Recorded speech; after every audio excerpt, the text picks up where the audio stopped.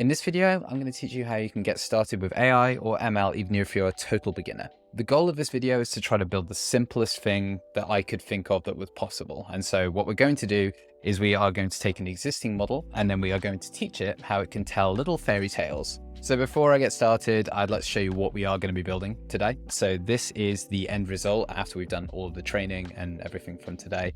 When I hit this play button, it will automatically generate a random story for us. And so you can see once upon a time, there was a little girl named Lily who lived in her own home. One day she noticed a big dark figure sitting in the garden. Not quite perfect, but I haven't spent very long training this model, so the results aren't expected to be fantastic, but this is still pretty good. So before we get started, if you aren't familiar with Python, I would recommend going away and learning a little bit more about the basics of Python before starting these videos. Okay, so with that said, the first thing we're going to do is we're going to create a brand new file in our project. I'm using Visual Studio Code, but you can use whatever you want to. We are going to be moving over to Google's Colab platform later on down the line, but to get started, I would recommend using Visual Studio Code because you have better Python autocomplete support, which is just a lot faster than using it in the cloud. So I'm going to create a new file and I'm going to call it storyteller video IPYNB, which is the file extension for Jupyter Notebooks. And then the first thing I'm going to do is I'm actually going to create blocks of code to indicate exactly what we're going to do step by step throughout this video. So the first thing is we are going to install all of the requirements via pip. The next step is going to be to initialize our GPT-2 model. I'm going to say in brackets, importing from HuggingFace. And then for the third step, we will test out the base GPT-2 model. So that's a pretty good starting point, I think. We'll tackle these three things and we'll move on to the more complex bits afterwards. So before we install our pip dependencies, we need to set up a Python environment. So I'm just going to pull in a terminal here. Currently, we are in the same directory that our IPYNB that we've just created is stored in. So if I type ls, you can see that there's nothing else in this directory except for that one file that we've just created. And then all I'm going to do to create my environment is I'm going to type in python 3 mvenv.benv. What that's going to do is that's going to create a new environment and it's going to be stored at .venv. So now we need to set our terminal to be pointed at that virtual environment. So I'm going to type in source.venv/bin/activate. And now you can see that on the left side, we have .venv, which is indicating that we are in our environment. So now to get started, we are going to install all of the required dependencies. And these are Torch, Transformers, Pandas, Datasets, and Transformers Torch in square brackets. It's important that you put the Transformers and Torch surrounded by quotes, otherwise this won't install properly. So if I hit that, we should now see everything installing. Okay, and it looks like everything is now all installed, so I should be able to go back over to my Visual Studio Code instance, and I'm going to click on Select Kernel up here. I'm going to click on Python environments, and I'm going to click on this one here, which is .venv/bin/python, which is the one we've just set up. But your version of Python might be different, but to make sure that you are keeping up with the video, I would recommend making sure that version is as close to it as possible. Otherwise, you might have some issues. Before we move on as well, because we are going to need this later on down the line, we're going to write this command down in this block up here. So that exact command that I just ran, pip install torch transformers, pandas, datasets, transformers, torch. The reason we're writing it down, even though we've just run it on our own terminal, is because we're going to need to run this exact same command later on down the line when we are running this in the cloud using Google Colab. It also needs to install these libraries, and the way that we install them is by running a block of code in the cloud. So for now, I'm just going to comment it out just so that we don't accidentally run it on our local side. Next, we need to initialize our GPT-2 model. So the first thing I'm going to do is I'm going to import two different classes from Transformers. I'm going to import auto tokenizer, and I'm going to import auto model for causal LM. Then we are going to define our model name, and it's going to be distill GPT-2. Don't worry too much about exactly where this stuff is coming from right now. I am going to go through it in a little bit more detail, but we're just going to get this written down and then I'll go through it. So next we're going to need to initialize our tokenizer. So I'm going to create a tokenizer, just going to define it as tokenizer. I'm going to create auto tokenizer, and I'm going to call the function from pre-trained and pass in the model name, which is going to be distilled GPT-2. And in exactly the same way, I'm going to create a model, and I'm going to go auto model for causal LM from pre-trained in exactly the same way, model name. And then finally, I'm just going to log the model to the console. So if I hit play on this little block here, I need to install some bits and pieces by the looks of things before we get started. And that seems to have logged everything to the book exactly as we had expected. Okay, so before we carry on, let's just go through what we've just written line by line. So right at the very top, we import auto model for causal LM and auto tokenizer from a library called Transformers. Now, what Transformers is it is a library that has been created by a team called HuggingFace, or a website called HuggingFace. HuggingFace is going to be somewhere which, as you're getting into AI and ML, you're probably going to be spending a lot of time, because HuggingFace hosts a lot of models, datasets. They allow you to upload your own models and datasets as well. So it's a big community of people sharing various different resources for ML and AI creation. Okay, so what does this next line mean? Model name equals a distilled GPT-2. Well, if we head back over to Hugging Face again, and I search for that, distilled GPT-2, we can see that the top result is a model named distilled GPT-2. And this page, the model card, is going to give us a bunch of information about it. The main thing that you need to know is that distilled GPT-2 is a smaller version of the much larger GPT-2 model, which is an English language model. Ultimately, what distilled GPT-2 and GPT-2 does for us is that if we provide it a prompt in English, it will return a value out of it in English. So we can use this for all kinds of different things. It's used for conversational AI, it's used for completing sentences, it's used for Q&A, it's used for all sorts of things. And so this is what we're going to be using as the basis for our model as we carry on. And then the following lines, we initialize the tokenizer and we initialize that distilled GPT-2 model.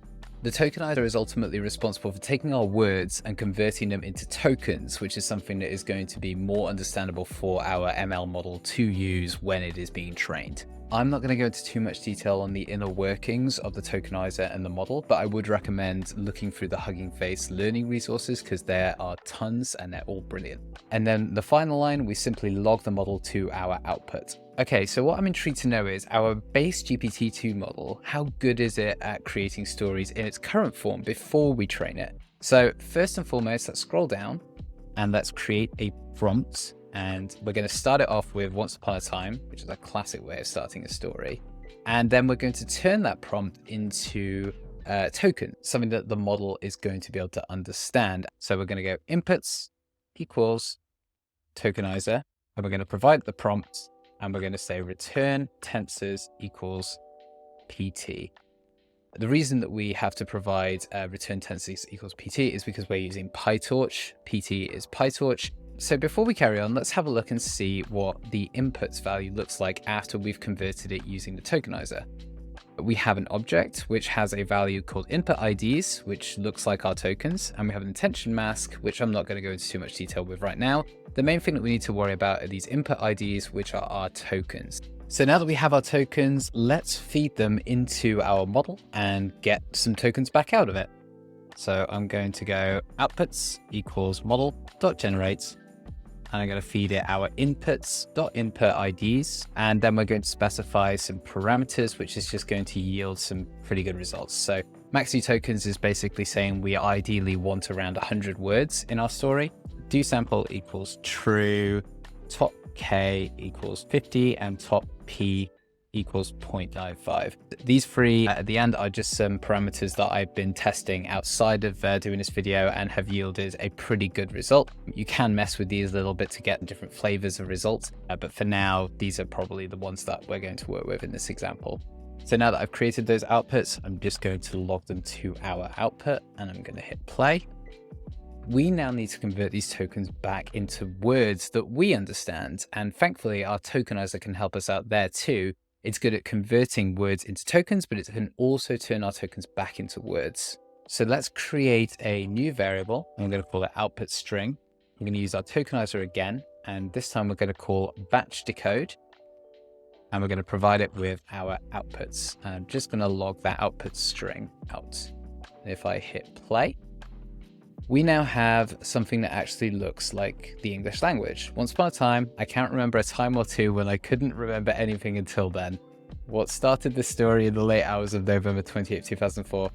Okay, I mean, let's, now that we've got this set up, let's give it another go and see what other result we get.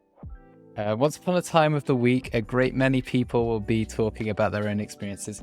My point that I'm trying to get across here is that the GPT-2 model isn't very good at telling fairy tales. And so what we need to do is we need to train our model to be good at telling stories. And we're going to learn in the next steps how to do that. Okay, so if we want to fine-tune our GPT-2 model to get better at telling short stories, then we need to provide it with a dataset of short stories. So I'm going to head back over to HuggingFace, and I'm going to search for a dataset that I've actually researched ahead of time called TinyStories. We're going to ignore these models at the top here. We're going to go straight down to Ronan Eldon's TinyStories dataset. This page has a bunch of information about the dataset on it, and we can actually even preview some of the dataset inside the browser. So I can click on this one and we can see once upon a time in a big lake there was a brown kayak. Once upon a time a fast driver named Tim went for a ride in his loud car. Once upon a time there was a boy named Tim, he liked to wear a big dark hat. These are a perfect starting point for us to train our GPT-2 model on for it to learn how to tell these kinds of stories. So with that in mind, I'm going to go right to the top of the screen and I'm going to click on copy, which is going to copy the path of the dataset, and we'll use that later on. Okay, so let's head back over to Visual Studio Code. And before we carry on, I'm actually going to continue the pattern that we started out at the beginning, and I'm actually going to create some more code blocks with comments in them that's going to explain what our next steps are going to look like, so we can use this as guidance. So next, we are going to import our dataset from HuggingFace. Following that, we are going to tokenize our dataset. Then we are going to create a DataCollator. We're going to create our trainer and training arguments. And then we are going to start training. And finally, we are going to do some inference. Inference is going to be the step where we are ultimately trying our model out and seeing if we're getting good results out of it. So first I'm going to jump back to this code block, and we're going to import that dataset that we just found in HuggingFace into our project. So from datasets, I'm going to import a function called load dataset. Next, I'm going to assign a new variable. I'm going to call it, what should I call it? Call it short stories dataset. And I'm going to call load dataset, and then I'm going to provide it with a string, which is going to be that path that we copied earlier on. So this should still be on your clipboard. If you don't have it on your clipboard, you can head back to HuggingFace, click on this little copy icon here, and then you should then have it on your clipboard to then paste in again. Finally, we are just going to log this short stories dataset to the console so we can see what the dataset looks like.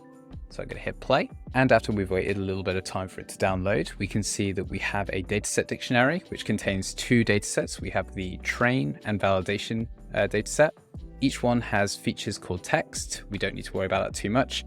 And our train dataset contains over 2 million rows, and our validation dataset contains almost 22,000 rows. So this is a lot of data. So without going into too much detail on the theory of this, it is really important to have a training and validation dataset when you are training a machine learning model.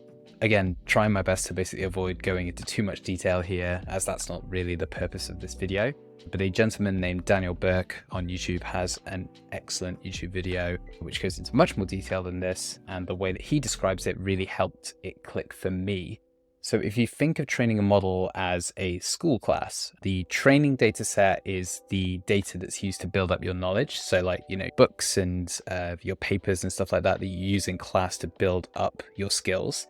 And then the validation is almost like an exam paper at the end of it. So this is what is used to basically measure how good of a job you did at learning it. So the train data set is going to be used by our model to build up its knowledge, and that validation data set is going to be used to make sure that it is behaving the way that we expect it to be. That's how we measure how successful our model is and how we can tell that it is improving. Again, would recommend watching his video because it goes into much better detail than I've gone into, but hopefully that helps you understand it a little bit. So before we go any further, let's take a look at the first item in this dataset. So we are going to log our short stories dataset. We're going to take the train dataset, and we are just going to take the first item from there. I'm going to hit play, and we can see that we have a object with a key called text, and the value is: one day a little girl named Lily found a needle in her room. That one sounds a little bit sinister. Let's have a look at number 1. Once upon a time, there was a car named Beep. Beep loved to go fast and play in the sun. And one more. One day a little fish named Finn was swimming near the shore. So yeah, we have our stories. They have been loaded in. We have almost 2 million of them, so we should probably address that next. Okay, so 2 million short stories. If we provided our model with all of these, we could get a really well-trained model from it because we would have a great deal of variety. The reality of it is 2 million is going to take a long time and a lot of processing power for us to train this on. Right now, we're kind of in the experimentation phase, and we just want to take a small data set so that we can get up and running quickly, kind of almost like a bit of a proof of concept before we invest too much time in training a model on this data set. I learned from Jeremy Howard of Fast AI. Again, I'll post his videos in the description as well. He has strong beliefs that you don't need a large amount of data to get a good result, at least in the early stage. In my experience, I found that to be true too. You can get a pretty good result off the back of a small data set, and that's what we're going to do here. So let's add some more steps between what we've just done here and our tokenized data set. So get a smaller subset of data from the dataset. The cool thing about the datasets library is that it's actually pretty easy for us to get a smaller subsection without us having to sort of do a lot of data wrangling. So I'm going to create a new variable. I'm going to call it small story dataset. Oops. And I'm going to call load dataset again. Once again, I'm going to paste in the name of our dataset. And this time I'm going to provide an additional parameter called split. Pass it a string. I'm going to specify the name of the dataset in the dictionary that we want to take our segment from. So in this case, it's going to be train. And we're going to specify that we just want 1,000 of those. We could even go with less, but I think 1,000 is a good number. And from my experimentations, 1,000 doesn't take too long for us to train on our side. Now that we have a small story dataset, let's log it to the output and hit play. And we can now see that we have a dataset which has our features called text, and we have 1,000 rows, which is much more appealing than the 2 million that we had before. However, one thing that you might have noticed is if I scroll back up, our previous dataset was split into 2 sub datasets, train and validation. Now we want that as well. If we go back to that previous comparison of treating our machine learning model as a school class, we want to be able to train our dataset on existing knowledge and then be able to validate it using the exam step, which would be our validation dataset. So in order to do that, we can once again use a really neat function on the dataset, and it's going to be small story dataset .train test split, and then we are going to specify the train size at 0.8. What this is ultimately saying is that we are going to provide it with 1,000 records. We want 80% or 0.8 of that to be used as our training data set, and then the rest of it, the 20%, will be used as validation. This is usually a pretty good split. And so once again, I'm just going to log this output to the console and hit play. And we now have our dataset dictionary in the format that we're expecting it, which is train and test. The name of our validation dataset has now changed to test. That's not a huge issue. We just need to keep that in mind when we train our model later on down the line. Before we go any further, let's have a look at the length of all of these stories that we're putting in. Long story short, when we are training our model, we don't want to provide too much data at once, otherwise it will fill up our memory and it might cause a crash. So we are going to have a quick look and just see how long each one of our stories are. So I'm just going to make a new code block here, and I'm going to iterate over every single one of our items in the train dataset and see how long it is. So X text We'll get the length of that. 4x in small story dataset, and we're just going to have a look at all the items in the trained dataset. So if I hit play on this, we can see that we have a list of numbers. This is the length of the characters. Let's see if we can get a rough idea as to how long each one of these are in words. So we're going to split this by spaces, and this should hopefully give us a rough approximation of how many words are in each one. We kind of have a mixed bag. This first story is about 365 words, and then there's sort of an average of around maybe 170, 180, drops as low as 61 words. In short, these are quite long stories, and if we feed 800 at a time at once, that is going to probably overload our memory. So what we're going to do is we are going to work to trim that down so we can make our stories shorter just for the purpose of this tutorial, and then we will tokenize that string, and then we will then feed it into our model to start training. This is a big topic that we're going to come back to in a future video. Right now, we are probably going to go about this in a much more crude approach, which is just to slice off the beginning of the string. The issue with that, of course, is that we will not always be providing the ends of our story to our model. In the future, we will learn about chunking data to guarantee that we can feed in the entire story, but we'll get to that in the future part. So to tokenize our dataset, we need to iterate over every single one of our items in our dataset. And thankfully, there's a function that the datasets library offers called map, which will allow us to take our dataset, iterate over every single item inside of it, return tokens for them, and then create a new dataset from that, which will be our tokenized dataset. So let's declare our tokenized dataset. And we're going to take our small story dataset, go to map over it. We are going to pass it a function, which is going to be the function responsible for tokenizing each of our batches. So we're going to call it pre-processed batch. Then we are going to indicate that we do want to batch our data. That's just going to make it quicker for us to process on our side. And we are going to specify the batch size at 10. And then finally, because at the end of all of this, we actually just want those input IDs and the attention masks that you saw earlier on, which are going to be our tokens, we can actually remove the text from our data because we don't need to be passing that into our model. It's redundant information and it's only going to fill up the memory. So we're going to specify remove columns, and we are going to pass it our small story dataset column names. So this is ultimately going to remove any columns that are in our original datasets training object, which I believe is just text. Now we've specified that we want to use a function called pre-process batch, but we haven't actually written that yet. So let's define a new function called pre-process batch. I'm going to pass it batch as an argument. First, we're going to need to grab all of our text in one big array. So we can do that by defining a new variable called all text. Let's call it all text items. Batch text. That'll return an array of all of our text items that we can then process. Next, we want to trim each one of these items. So let's iterate over each one of these items in the batch. So let's go trimmed text items, and we're going to go X, and let's make it, say, for the time being, let's just go around 500. 500 characters should be fine. That won't be particularly long stories. Again, we're going to be cutting off a lot of the ends of our stories, but it should be small enough that our model won't struggle when it is being trained. So we're taking the first 500 characters. So we can go 4x in all text items. And then finally, we need to return a tokenized version of everything that we've just trimmed down. So let's go return tokenizer. So we're going to use our tokenizer once again, and we are going to pass in our trimmed text items. And then we are going to finally log out that tokenized dataset. So let's hit play and see if that worked. Okay, so we have a dataset dictionary with a train and a test subset, which is exactly what we're expecting. The features have now changed from text to input IDs and attention mask, which is good. Those are the features that we want. Let's have a look at the first item in that tokenized dataset just to make sure that everything is ship shape. So I'm going to go tokenized dataset, train, and let's have a look at the first item in that array.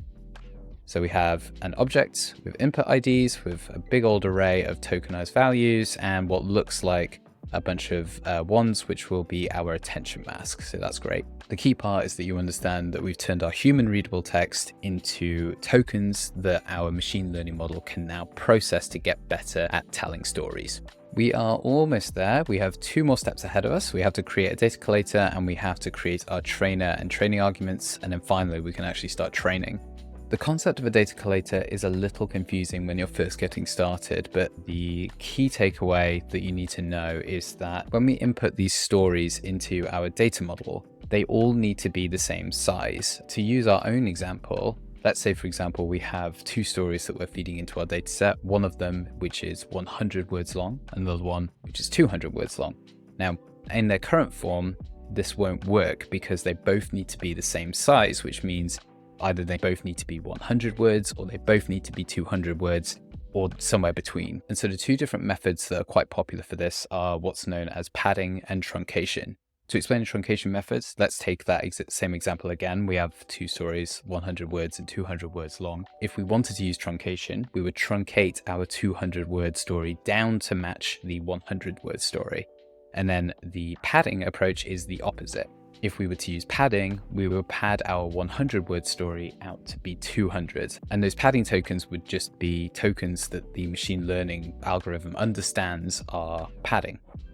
This is where the attention mask stuff comes in, but again, I don't want to go into too much detail right now. We will cover this in more depth, but the key part is that you just understand that the data collator's job, amongst other things, is to make sure that the inputs that we're providing are going to be the same size so that our model can learn from them. So to create our data collator, we are once again going to use the Transformers library. We're going to import the data collator for language modeling. We are going to provide it with a padding token. Again, you don't need to worry too much about this right now, but without it, it might cause some issues. So we are going to provide our tokenizer with a pad token and just define it as the same one as the end of sentence token.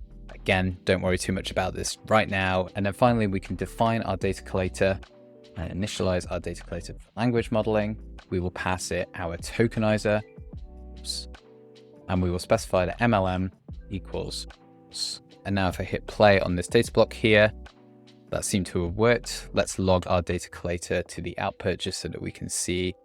And we can see that we have a data collator for language modeling initialized with our correct tokenizer too, which is fantastic. Now what we're going to use is another class from inside the Transformers library called trainer and the training arguments. So I'm going to scroll down to our data block here, and I'm going to import once again from Transformers, but this time I'm going to import training arguments and trainer. We're now going to go ahead and declare our training arguments. Don't worry too much if you don't understand exactly what each of these arguments do. We'll go into more detail in future videos, or you can alternatively look them up on the HuggingFace website. So we're going to define training args, and we're going to initialize a new training argument subject. We're going to specify our output directory to just be output. Our evaluation strategy is going to be epoch. Our learning rate is going to be 2e plus 5. Our weight decay is going to be 0.01. And the number of epochs that we're going to train right now is just going to be 10. So that should be fine. Next up, we need to then declare our trainer. So I'm going to declare our trainer here. So this is us basically passing everything that we've done so far into this trainer so that it knows how to train it. So we're going to pass in our model that we have declared earlier on. We are going to pass it a train data set, which is going to be our tokenized data set. We're going to grab the train subdata set. We're going to specify the eval data set as tokenized data set test. That's the data set it uses to evaluate whether or not it's getting better or not. We are going to pass it those training arguments that we've just created. And then finally, we are going to pass it the data collator that we have just created. Finally, we have one more job, and that is trainer.train. And that is going to do the work. And so if I hit play on this, I will expect that we might be waiting a little while for us to do this initial training step. I am running this on a MacBook, which doesn't have a particularly good GPU, so it might be a little bit slow, but we can still see how it goes. So I'm going to hit play. Your UI here might look a little bit different, but ultimately we're looking for a progress bar and we are looking for a rough timer. We can see that it's currently elapsed around 23 seconds and we've got around 5 minutes left before training is going to be over. So this is going pretty well. It's not going to take us very long for us to train our model, at least in this initial pass. So I'm going to leave that for 5 minutes and then I'll come back and we'll see how we got on.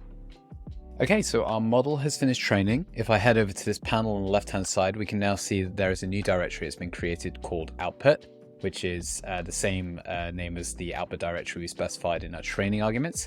If I spin that down, we can see that there should be 2 checkpoints there. What we're going to do before we move on is we are going to load the model from the latest checkpoint. So we want to use the checkpoint with a larger number. So in this case, it's going to be checkpoint 1000. And we're going to add a new block of code here. I'm just going to add a comment, which is just going to be load model from the latest checkpoint. We're going to define our model as the auto model for causal LM. We don't need to import that again because we've actually imported it further up in one of our previous blocks, which should be just here, right at the very, very top. So I'm going to scroll back down. And I'm going to once again define from pre-trained, but this time instead of specifying a model name, I'm actually going to specify the directory of the checkpoint to load from. So I'm going to specify .output/checkpoint 1000, and then I'm just going to log our model to the console. So if I hit play, that model seems to come through okay. Okay, so we've trained our model to hopefully tell a story now. Let's test it out and see if it works. So I'm going to scroll down right to the bottom here. I'm going to get rid of this code block now because we actually did our training in the block above instead. And we are back to inference again. Now, the cool thing about this is we can actually just grab this same code that we used when we were testing out our base GPT-2 model and reuse it. So I'm just going to copy this chunk here, back down to the bottom, hit return a few times. And at this time, instead of passing our prompt once upon a time, I'm actually going to make it a little bit harder for our model. So we are actually just going to pass it once because I'm hoping that we've given our model enough training data that it should be able to infer that we want to tell a story that starts with once upon a time. So let's see if that's true. So I'm just going to go over the inference steps line by line once again, just as a reminder. So we start off with our prompt, which is just going to be once.